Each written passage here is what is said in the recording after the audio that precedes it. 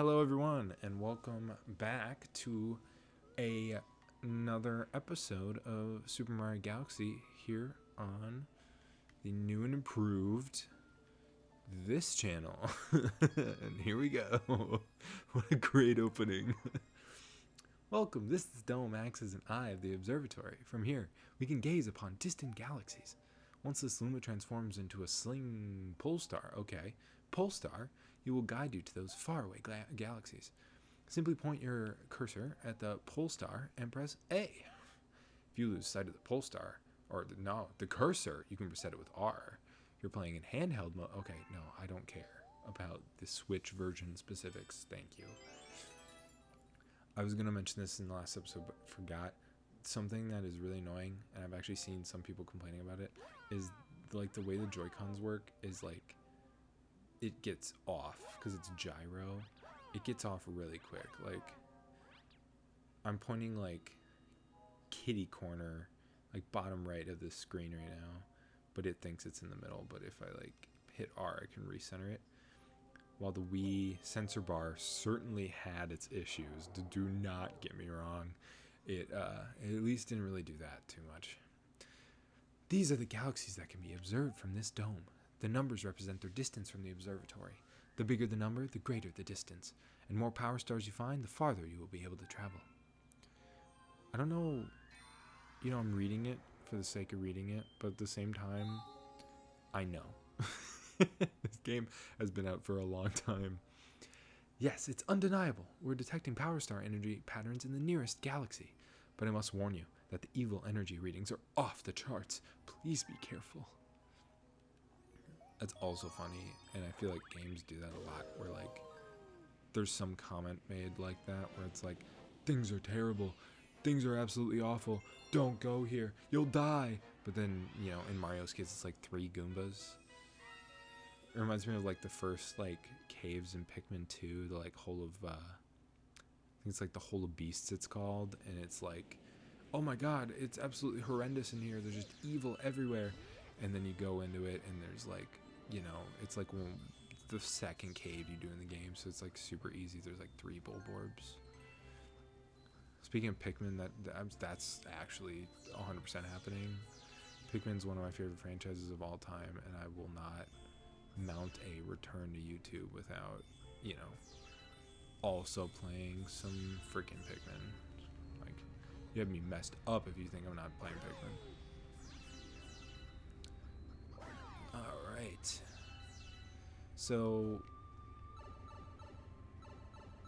I do this thing in this level almost every time.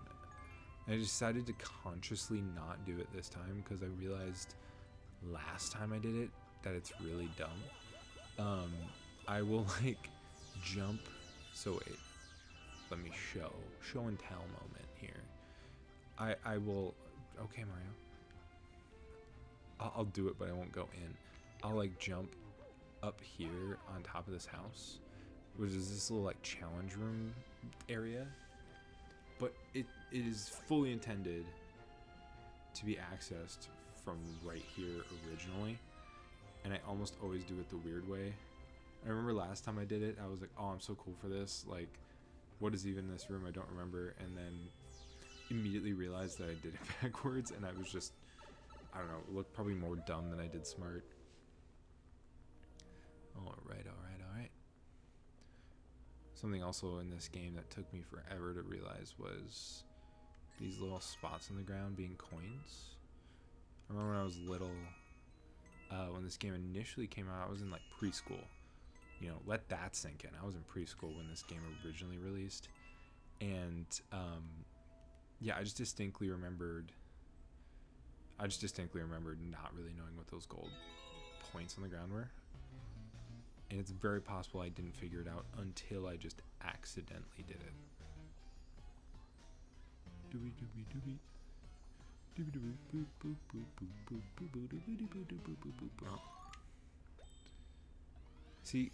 See what I mean? It leads you to the way out, which is on top of that house.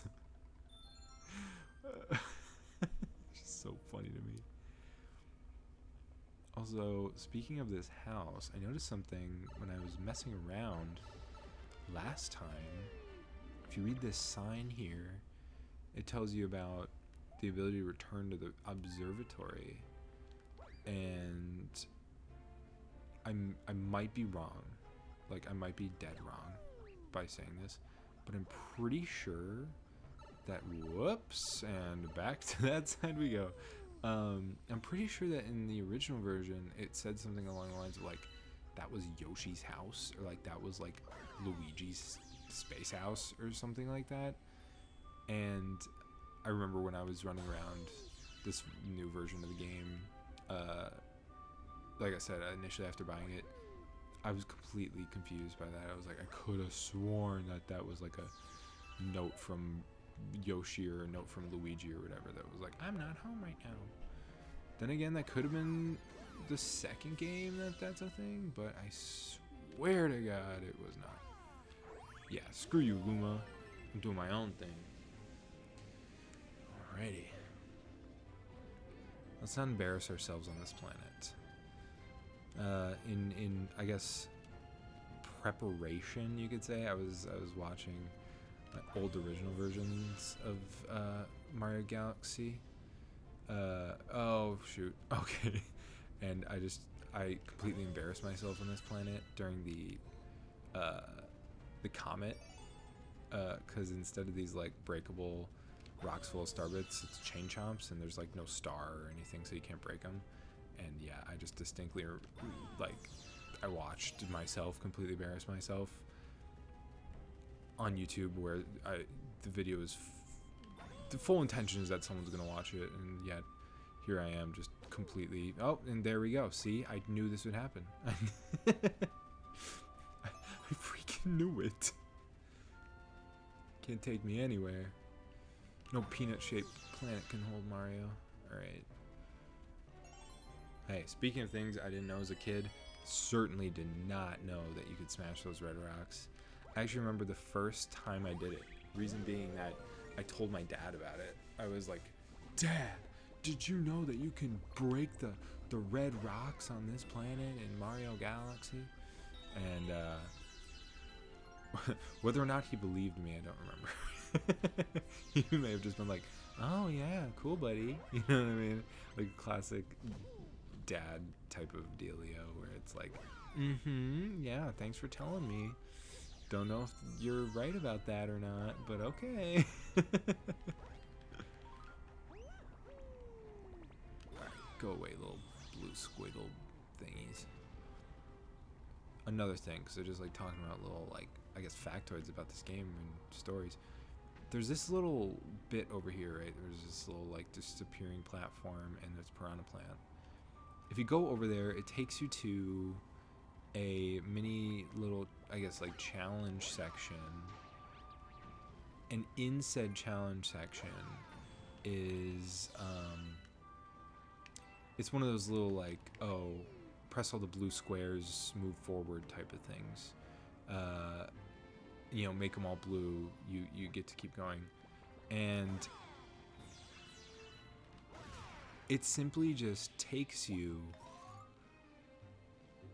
to the next planet that you need to go to. And I'm not sure, hold on.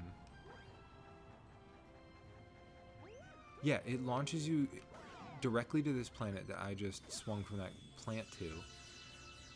And I don't quite understand why they felt the need to make two distinct versions of getting here. And I cannot for the life of me, and I never got a distinct answer in the short time I played through this game the first time, if there's ever a direct reason for that, ever. Outside of, like, I guess just options on how to get to that planetoid. I'm not really sure.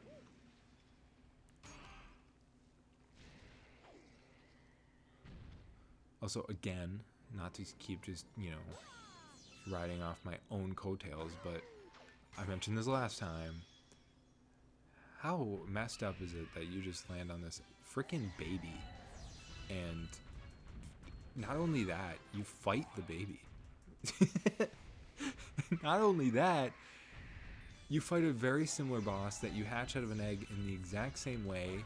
That's also like a piranha plant based boss in Mario Galaxy 2. Like, what is... Mario's got issues, man. I don't freaking know, bro. This guy should go... This guy should be in jail. That's all I'm saying. That's all I'm saying. That's all I'm saying. Like, you can't just be fighting babies on sight, you know? Like, that's an intrusive thought, and you keep that inside, dude. You're supposed to be the hero of this story.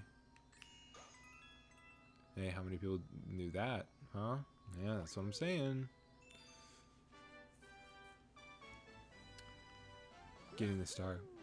One of the most, in my opinion anyway, iconic versions of, like, the Mario getting the collectible at the end of the level. Yeah, obviously, you can't mess up with the flag. You know, you can't mess up on, you know, I don't know, the way it happens in freaking, I don't know, 64 or whatever. But there's just something about the Galaxy one. I don't know what it is. Those starbits are starbits.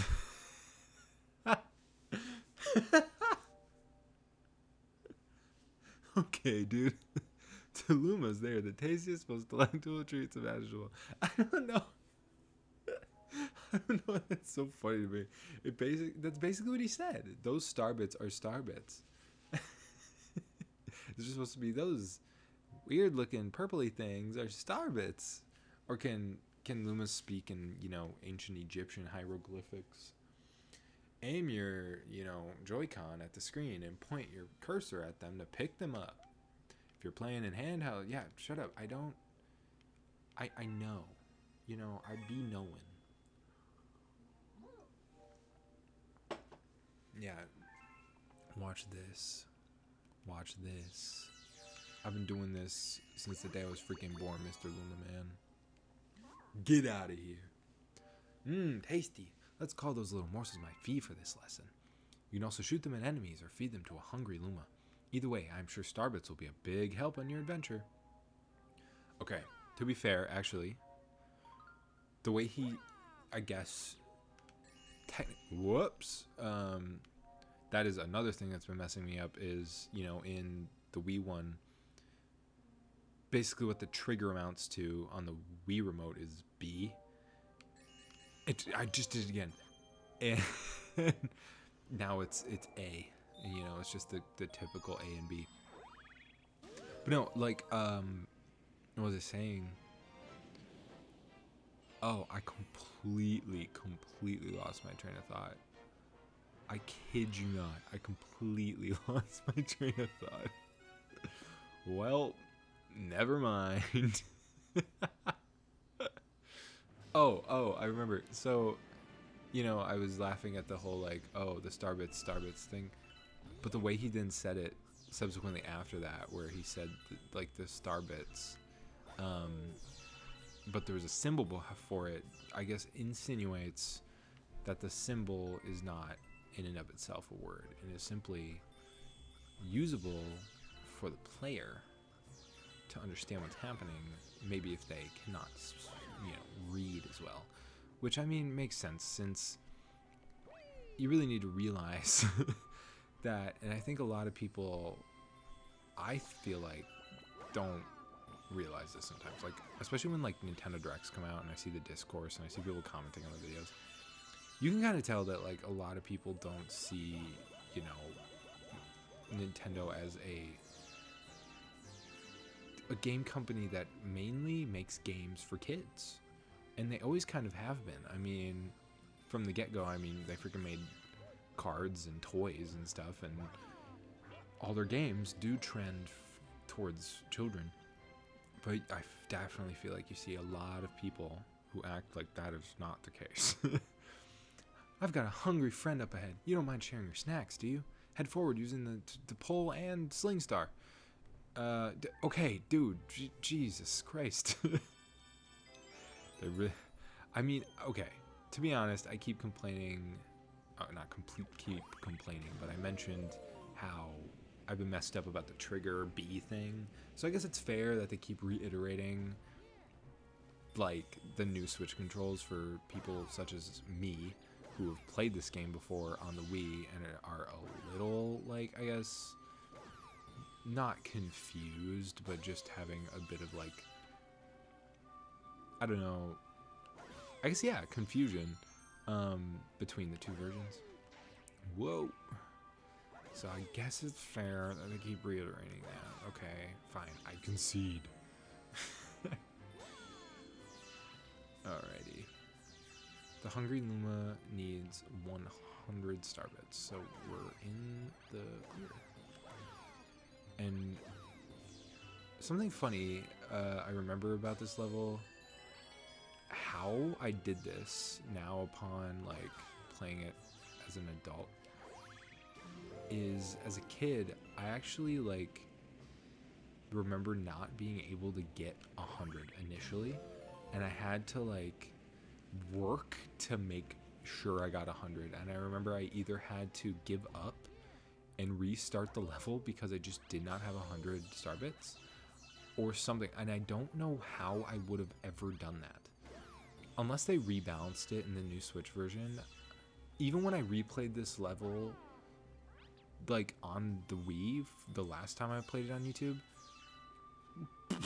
it's incredibly easy to get significantly over 100. I mean, as a little kid, I guess maybe I was, you know, shooting them everywhere or something, or like every time I saw an enemy I was trying to stun them with the star bits, which, I mean, okay, in that case that's fair, right?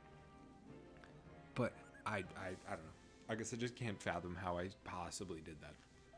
Got any tasty star bits? If you feed me a bunch of star bits, I'll burst with snacky happiness and then transform. I'm famished. I need 100 to curb the hunger pangs. Alright, chill, buddy. I got you. You're already chubbier than every other Luma. I think you'll be fine. See, this is the other thing. The hungry Lumas, the whole idea that's like, because later in the game too, you get the ones that can like become like a bonus life, the like ultra or life mushrooms that give you like extra health and stuff. Lumas can become whatever they want. I'm serious. Like I said, rabbits, stars, planets, galaxies. That one just became a planet right in front of our eyes. And later, you know, there's the ones that become entire galaxies. So it's ridiculous. Absolutely ridiculous. How am I supposed to play this game? It's absolutely ridiculous. Where's the continuity? Rabbits, you know, like that's crazy. I could genuinely, and this is incredibly sad to me, is that I could genuinely see someone dying on that hill of like, oh, why can they become rabbits, or why can they become, you know, mushrooms? Like, that's stupid. It's supposed to be cosmic. They can become stars and planets. It's like, all right, dude. Again, initially and mainly for children. Relax. You can like it all you want. I mean, look at me. I'm 23 and I'm playing them and I'm having a blast. But come on now. We know.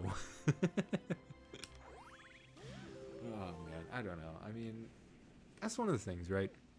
Is so many people have such strong opinions, especially about things that they like. And genuinely, I could care less, right? You're gonna like what you're gonna like, and that's fine.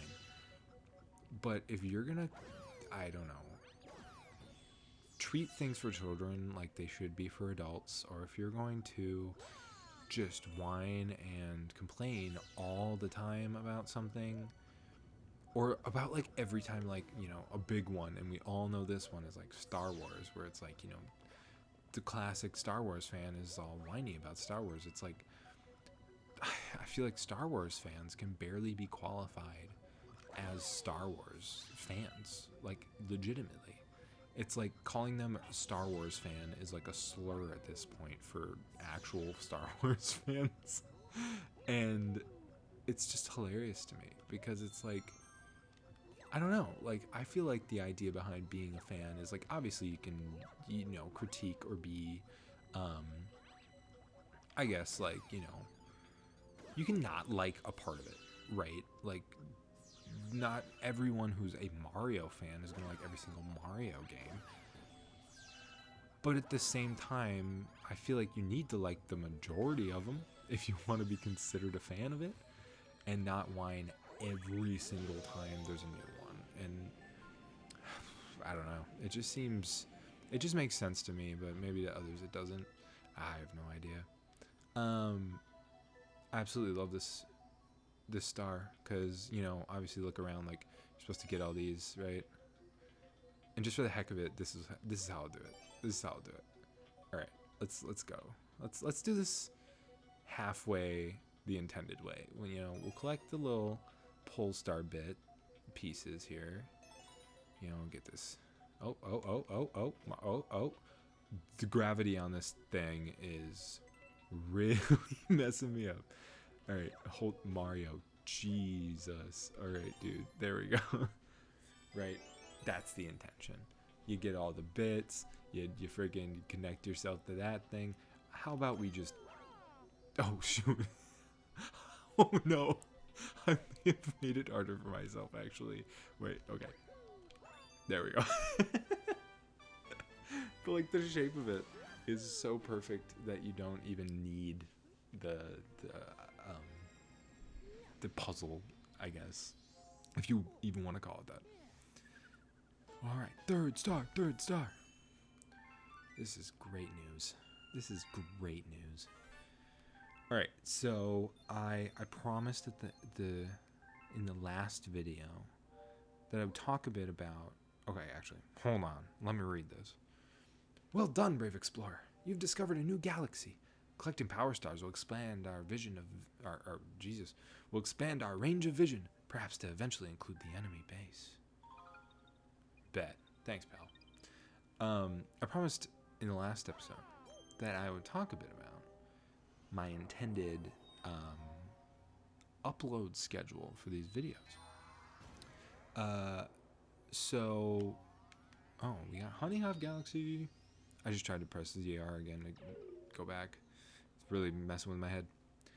So at the end of this video here, I'll talk a little bit about it. I'm not going to go into any other levels, so you know, feel free if you're not interested in hearing this to, you know, feel free to stop watching the video. But my intended upload schedule for these videos is every day, right? And a daily upload schedule in a lot of ways is incredibly difficult. I mean, anyone who does anything will tell you that doing something consistently every single day is not super easy unless it's something like taking a piss.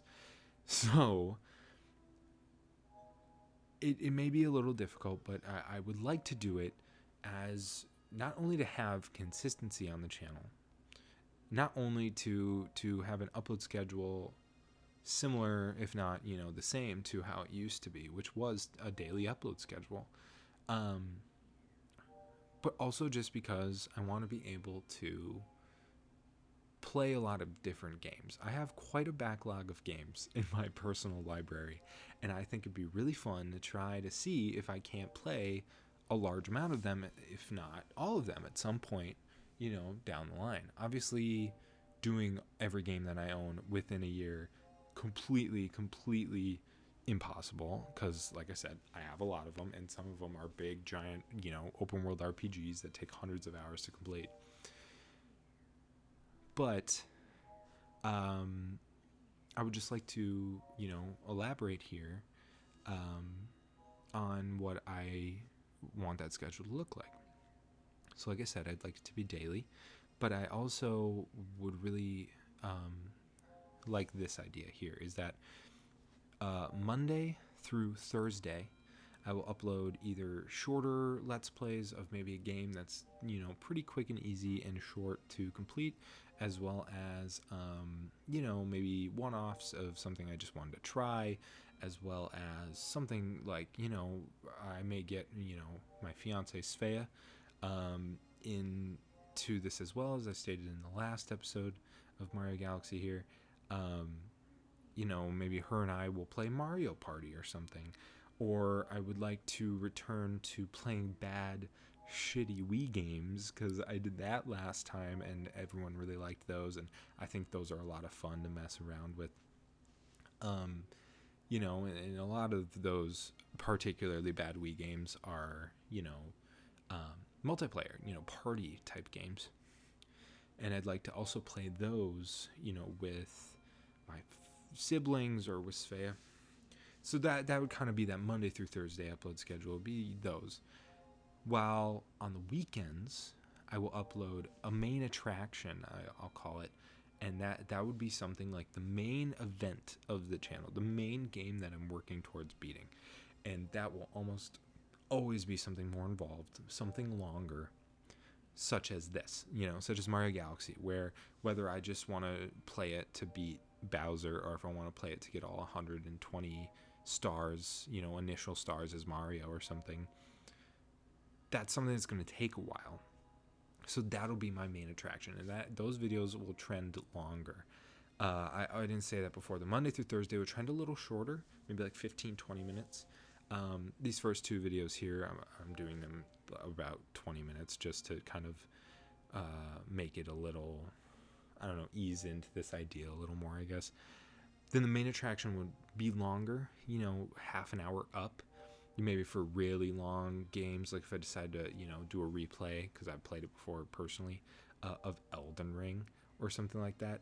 Maybe we could do that on the on the weekends, and then that would be like 100, not 100. What am I talking about? An hour or more. I was thinking of like what an hour looks like, how it's like 100 and whatever. So I said 100. Anyway, so that's kind of my idea, right? Monday through Thursday, shorter Let's Plays, as well as just fun stuff. And then Friday, Saturday would be this main attraction thing. But then on Sunday, I really like the idea of doing something called Chill Sunday. And Chill Sunday basically will be me playing through a game or several different games intermittently that you can kind of stop and start. The type of game that you play it for a little bit and then you stop and then you come back to it later down the road. And it's going to be chill games, like maybe I just play some Animal Crossing and I literally just wander around my, town, and I fish and I catch some bugs. I talk to my villagers, and that's Sunday's video. I play Picross. I do some Picross puzzles. Something as, simple and as, I guess, not monotonous, but a little more chill. And I just think that'd be a really fun idea, because I don't really know if that's really anything that someone, other gaming Let's Play type YouTubers have done before. So I really like the idea of doing something original. And another big goal I have for the channel is to just use this channel to really kind of have this sort of laid back podcast feel to it almost. And I'm just trying to make it almost the kind of thing, obviously you can watch it, you can see what I'm doing on the screen. I may mess up, it may be funny, I may make a joke, it may be funny, and it may help to watch it happen. But I like the idea that it's not purely visual, and you could do something else while it plays in the background. You can just kind of listen to me yap at you. And I really would like it if people could derive almost some sort of, some sort of just simple enjoyment such as that, where they just like to have it on in the background. And that's just really, I don't know, I just really wanted to talk about kind of the overall upload schedule and the overall goals of this channel, because restarting it, I'm aware, at least as of this juncture, I don't really have like a fan base. Like when I upload these videos, almost no one's gonna watch them. My siblings may watch them, or Svea, my fiance, as I said, she may watch them or something. But it's not like I'm gonna have thousands of people like, oh my god, he's back. Like, I know that's not the case, so I didn't want to make like a whole video talking about this kind of stuff. So I just figured, end of this episode chunk that you can skip or you can listen to if you care. It's just a little easier. Then I don't have to kind of almost force you to hear it anyway. And then I also didn't have to like open up with it in the first video either. But yeah, and I also do intend on making shorts, because I know that's kind of the current YouTube atmosphere, or I guess it's just the reality of it is that shorts kind of has to happen. And, you know, I may do ones that are just clips of, you know, funny parts of things that happened or a time I talked about something I thought needed to be highlighted. But I may just make original stuff that maybe is video game related, maybe isn't. And that's kind of another intention of this channel, is it for just to kind of be whatever I'm feeling, you know? And obviously I like the idea of the Let's Plays being the main thing and being like that daily upload schedule, because then you can always have something to look forward towards, you know? It's like, oh, you know, a new Elliot, you know, upload, a new, you know, a generic white guy uploaded. And I'm just excited to, I don't know, I'm excited to have that. And I'm excited to give that to you. And to subsequently have these secondary videos that I mentioned, you know, just on top of it as just like an extra little fun little thing that may happen every now and again. You know, I don't know, I feel like it sweetens the pot is all. Anyway, if you stuck around to the end of this episode to hear me yap about the, you know, the goings-ons and the intentions, I thank you very much. I kind of did this at the end of both these videos here, these first two here. I don't know, it just felt kind of necessary, I guess, to just lay out some groundwork, you know. So thank you so much for watching. Thank you so much for listening. However you enjoyed this episode, this video, I hope that you have a lovely rest of the day. And I hope you go home and you tell all your loved ones about how you watched a generic white guy play Mario Galaxy. Like and subscribe, hit that like button. Shilling is just hilarious to me. I don't know why. It's just so cringy. I know it has to happen to some extent, but anyway, thank you so much. All right. I meant what I said. Have a lovely day. Thank you so much. Bye, y'all.